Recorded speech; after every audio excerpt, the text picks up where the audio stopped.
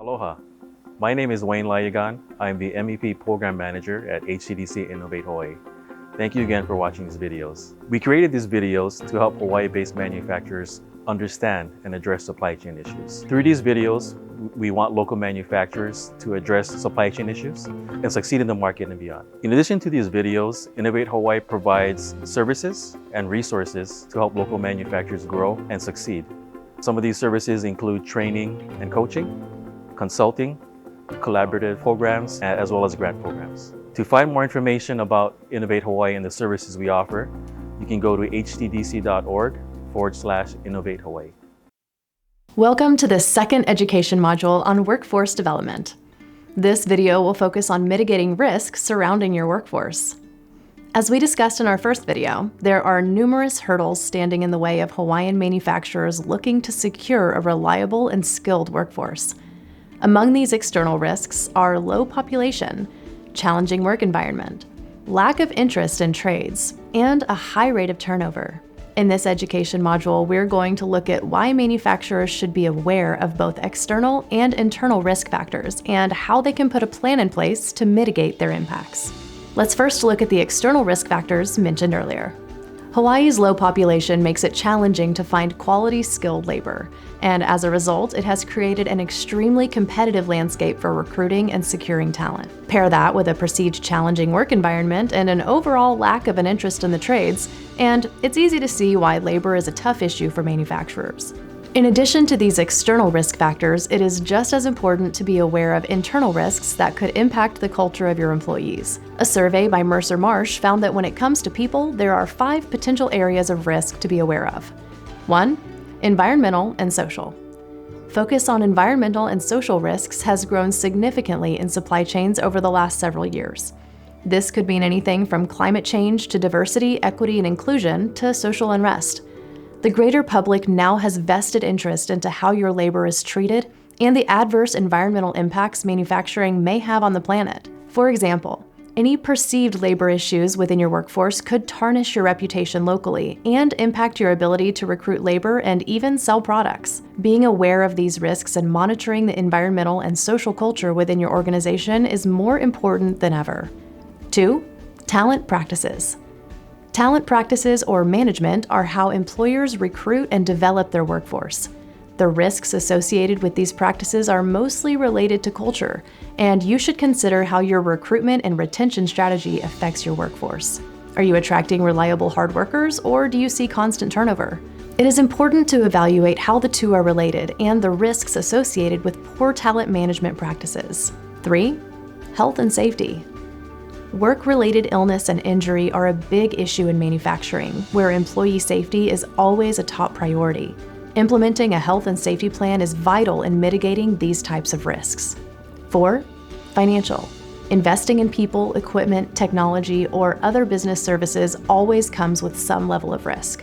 This is especially true today, as we enter a time of great economic uncertainty, where the pressure on manufacturers to make products faster, cheaper, and better is reaching a peak.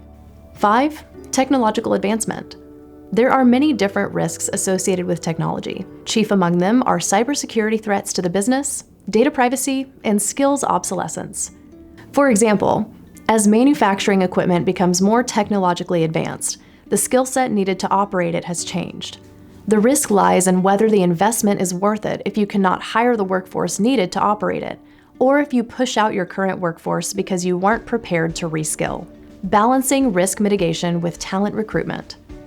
The most effective way to mitigate workforce risk is to balance the risks we discussed with your talent recruitment and retention strategies. While in the past, your biggest workplace worries revolved around productivity and costs, today, the types of employees you attract can affect your business in countless ways. Striking this balance between what your risks are and how you attract talent means creating a more modern, diverse, and flexible workplace. This starts by continuously measuring and monitoring workforce risk in order to spot and act on problem areas before they lead to greater impacts on your reputation, operations, or finances.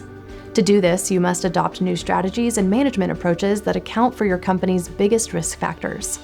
One of the biggest challenges organizations face in doing this, however, is that they lack the resources to understand and address risks. The good news is that there are many resources here to help manufacturers develop a workforce risk mitigation plan. Links to each of these organizations or programs and additional information is available in the handout for this video. These resources include local workforce development organizations, government programs, and industry-specific associations. Local workforce development organizations such as the Chamber of Commerce of Hawaii are a great place to start when developing a risk mitigation plan. These local organizations know the inner workings of your city or county's economic outlook, and if they're unable to answer your questions, they can likely point you in the direction of someone who can. In 2020, the Chamber launched a workforce recovery program called Hawaii is Hiring to assist Hawaii residents impacted by the COVID-19 pandemic. The successful program has grown as an invaluable resource for both job seekers and employers. Local workforce development boards located in Honolulu, Hilo, Wailuku, and Lihue are also available to support manufacturers. Another program, Work Hawaii Division, works to develop a quality workforce for Honolulu's businesses and empower individuals to meet the current and future needs of employers to stimulate the economy. Also available to help, the Hawaii Small Business Development Center provides professional business consulting, research, and training to business owners and new entrepreneurs. SCORE Hawaii is a national nonprofit association dedicated to entrepreneur education and the formation, growth, and success of the nation's small businesses. SCORE works with counselors who are experts in areas such as accounting, finance, marketing, management, manufacturing and business plan advisory, and strategy review. And finally, Workforce Development at the University of Hawaii Community Colleges works with federal, state, and county economic and workforce development agencies in analysis, planning, policy issues, and development of innovative training programs that improve Hawaii's labor force. Moving on to government programs, the state of Hawaii offers many resources and programs to help employers develop their workforce, starting with the state's Workforce Development Council, which provides industry-specific workforce reports and economic outlooks, among other resources. Often working in collaboration with the Council, the American Job Center, AJC, of Hawaii is a federally funded service for companies that need help with recruitment assistance, employee training, and outplacement services. AJC's services are free to use. Another valuable resource at your fingertips is Hawaii's monthly economic indicators. The data is compiled by the Hawaii State Department of Business, Economic Development, and Tourism to offer insights into business development opportunities. Funding and support at the federal level is also available to help with workforce development. Consider the Department of Labor's Employment and Training Administration, which offers workforce tools, strategies, and technical assistance as your starting point. There are also many industry-specific associations that can help. Here's a quick list: the National Association of Manufacturing, Manufacturing USA, the Manufacturing Institute, the National Institute of Standards and Technology, and Hawaii Food Manufacturers Association. This may seem like an exhaustive list, but by contacting even one of these organizations, you are heading in the right direction.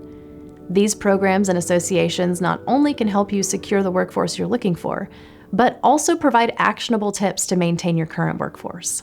In today's manufacturing environment, the risks associated with workforce development are numerous and complex, but you don't have to do it alone. By leveraging the resources available to you, you can take that first step to mitigating risk in your workforce. That concludes our high-level overview of risk mitigation in the workforce.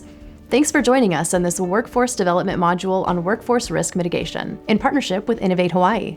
I'm Tess from Vessel. Please make sure to share this video and post any questions or thoughts in the comment section below.